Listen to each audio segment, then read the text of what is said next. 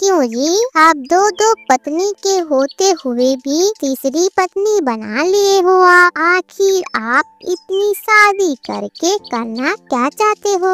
बहुत समय की बात है। श्यामलपुर नाम की जंगल में मीनू चिड़िया अपनी बिटिया लाली चिड़िया और अपने पति रामू कबूतर के साथ रहती थी। मीनू चिड़िया की बिटिया होने से रामू कबूतर नाखुश रहता था। रामू कबूतर अपने दोस्तों के बेटे को देखता तो उसे भी बेटे की कमी महसूस होता था। रामू जी, आप आजकल हमेशा ही उदासी में ही दिखाई देते हो। आपकी उदासी की राज क्या है? आप मुझे अपनी नाराजगी की बात को बताकर अपने मन को आप हल्का कर सकते हो। मीनू, तुम मेरे बारे में ऐसा क्यों सोच रही हो? मैं तो मस्त और खुश हूँ। तुम्हें ऐसा क्यों लग रहा है कि मैं उदास और परेशान हूँ? रामू जी, आप आजकल जंगल में अपने दोस्तों के साथ घूमकर आते हो, फिर उदास दिखाई पड़ते हो। ऐसी सूरत देखकर आपको हर कोई बोलेगा।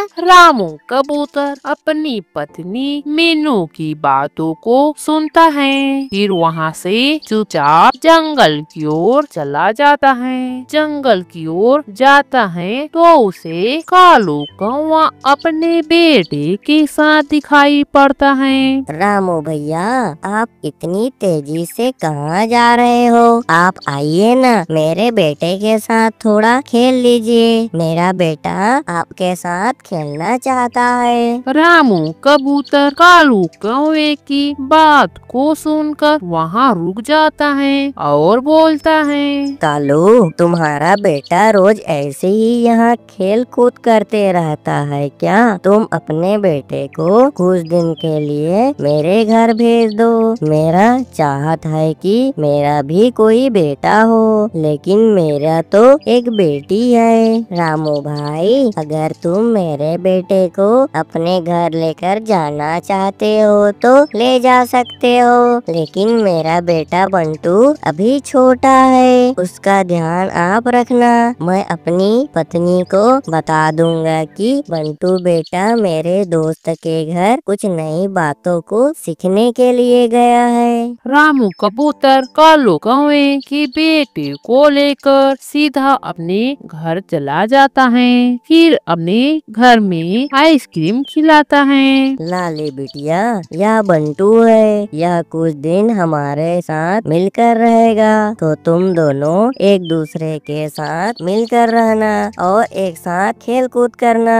रामू कबूतर अपने रूम में आराम करते रहते हैं तो वहाँ उसके पिता आते हैं और बोलते हैं, रामू बेटा, तुम आजकल ज्यादा उदास उदास दिखाई पड़ते हो। बहू रानी बताती है कि तुम ज्यादातर चुपचाप ही रहते हो। पिताजी, मेरी एक बेटी है, लेकिन मुझे बेटी नहीं बल्कि बेटे का जरूरत है। इसी लालसा में मैं सोच में डूबा रहता हूँ। अब आप ही बताइए कि मैं आखिर क्या करूँ? बेटा, अगर तुम्हारी पत्नी मीनू बेटे को जन्म नहीं दे पा रही है तो तुम एक और दूसरी शादी कर लो। क्या पता दूसरी बहू की संतान बेटा हो। रामू कबूतर अपने पिता की बात को सुनकर जंगल से एक तोती को शादी करके अपने घर ले आता है। उसकी दूसरी पत्नी देखकर मीनू चिड़िया रोते हुए बोलती है, क्यों जी, आपको मेरे में क्या कमी दिखी जो